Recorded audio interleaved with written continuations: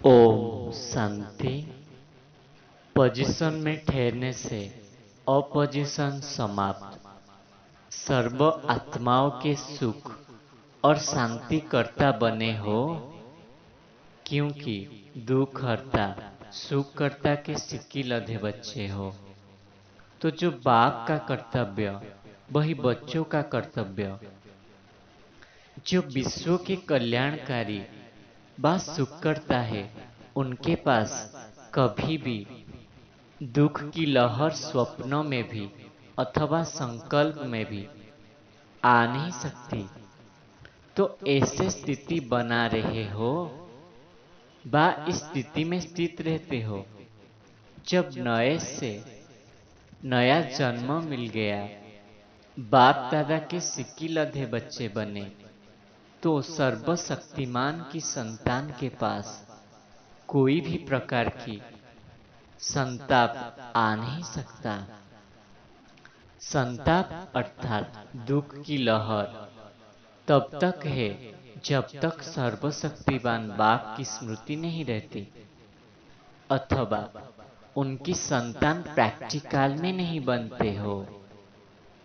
सुख के सागर बाप की संतान तो दुख की लहर क्या वस्तु होती है, इसमें भी अनजान रहते हो।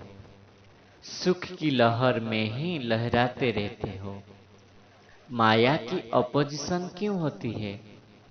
अपोजिशन का कारण निवारण बहुत सहज है।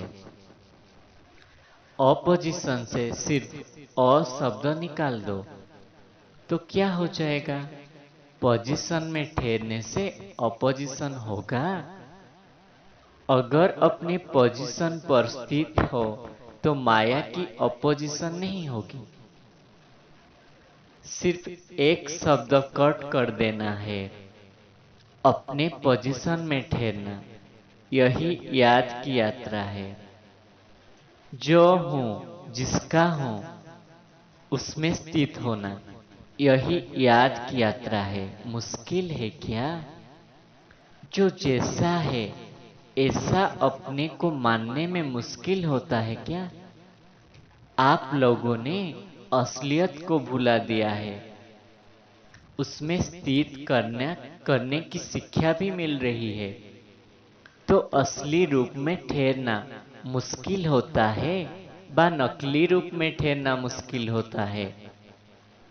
होली के अथवा दशहरा के दिन में छोटे बच्चे आर्टिफिशियल नकाब पहनते हैं। उन्हों को कहो कि यह नकली नकाब उतार, असली रूप में हो जाओ, तो क्या मुश्किल होगा? कितना समय लगेगा? आप लोगों ने भी यह खेल किया है ना? क्या क्या नकाब धारण किए हो?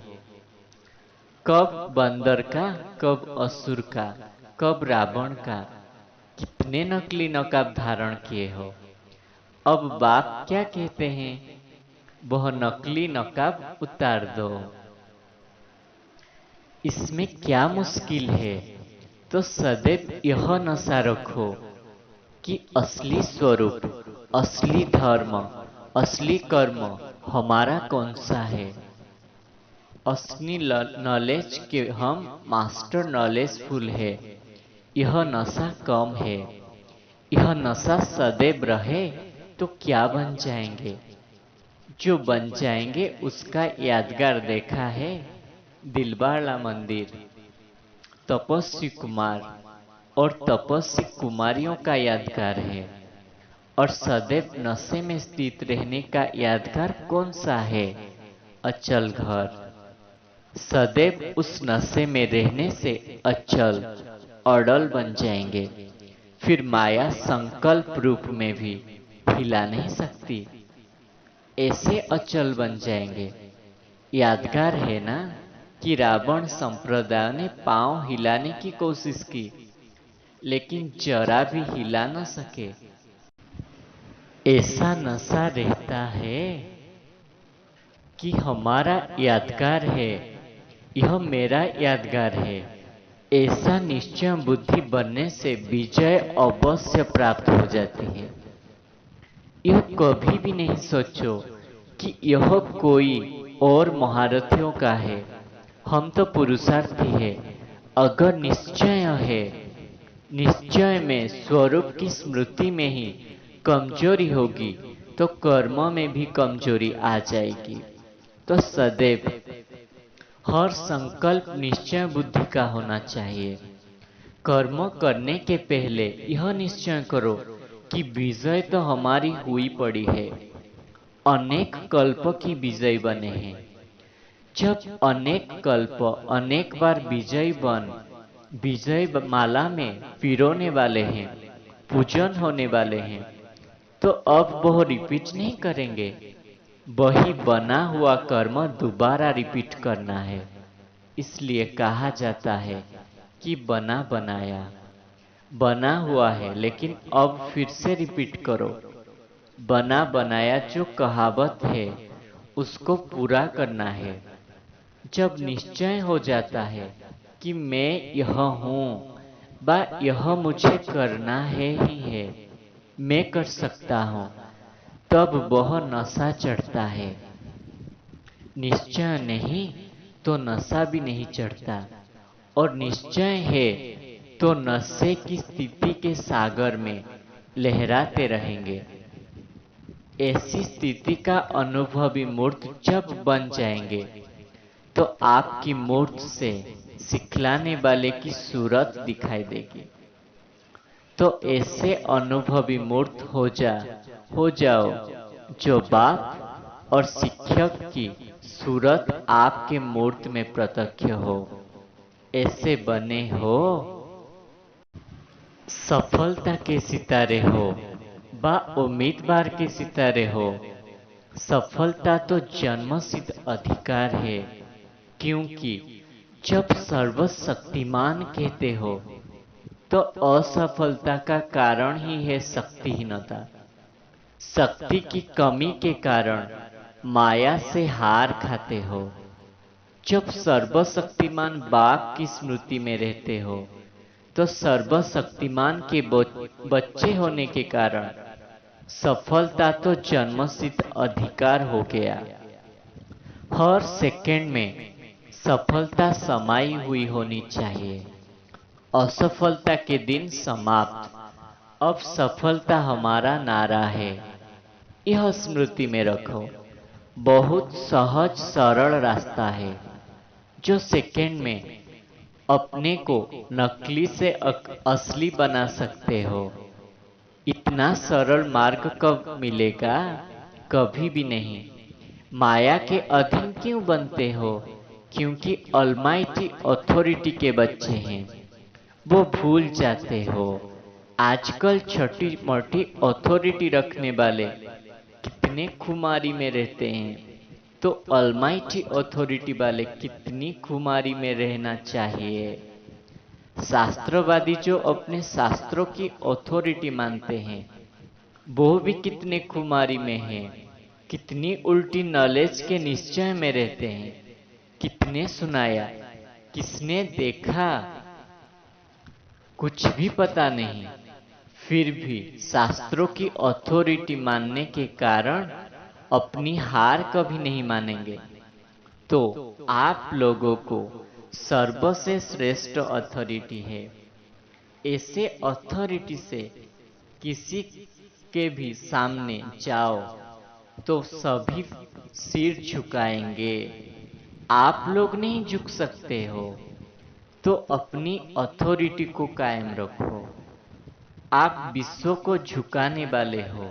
जो विश्व को झुकाने वाले हैं वो किसके आगे झुक नहीं सकते। इस अथॉरिटी की खुमारी में किसी भी आत्मा का कल्याण कर सकते हो। ऐसे कुमारी को कभी भूलना नहीं है।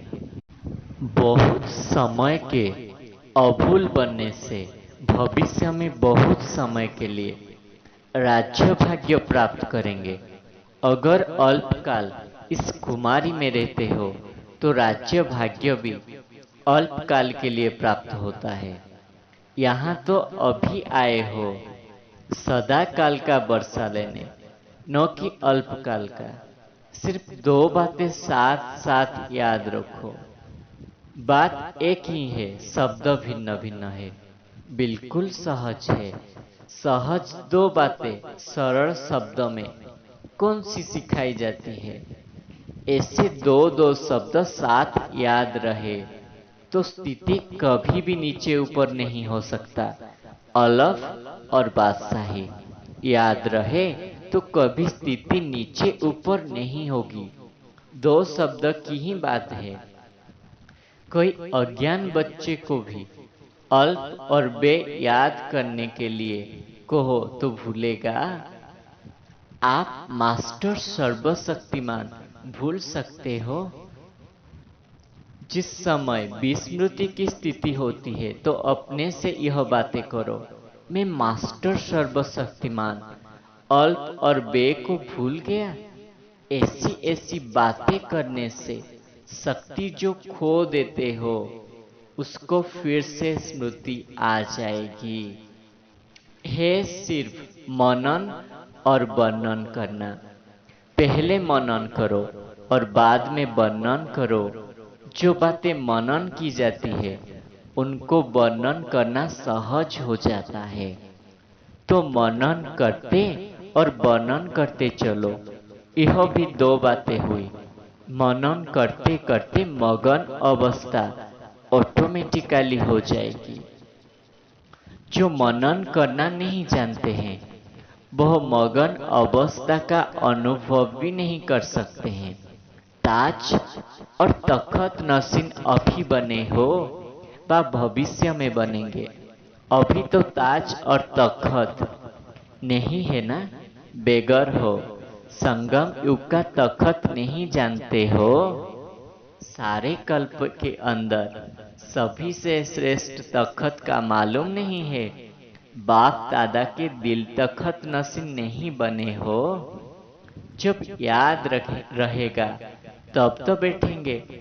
तख्त है तो ताज भी होगा, ताज बिना तख्त तो होगा ही नहीं। कौन सा ताज धारण करने से तखत नसीन बनेंगे? बाप दादा संगम पर ही ताज व तखत नसीन बना देते हैं। इस ताज और तखत के आधार से भविष्य ताज तखत मिलता है। अभी धारण नहीं करेंगे तो भविष्य में कैसे धारण करेंगे? आधार तो संगम युग का है ना। ताज भी धारण करना पड़े, तिलक भी धारण करना पड़े और तखत नसीन भी बनना पड़े। तिलक सदैव कायम रहता है व कभी कभी मिट जाता है। ताज, तिलक और तख्त यह तीनों ही संगम युग की बड़े से बड़े प्राप्ति है। इस प्राप्ति के आगे भविष्य राज्य कुछ भी नहीं है। जिसने संगम युग का ताज तखत नहीं लिया उसने कुछ भी नहीं लिया। विश्व के कल्याण के जिम्मेवारी का ताज है।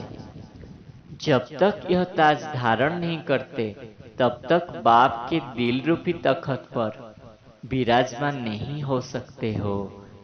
अपना हक जमा करके जाना, नहीं तो बड़ा मुश्किल होगा। मधुबन में ताज व तखत नसीन बनकर जाना है।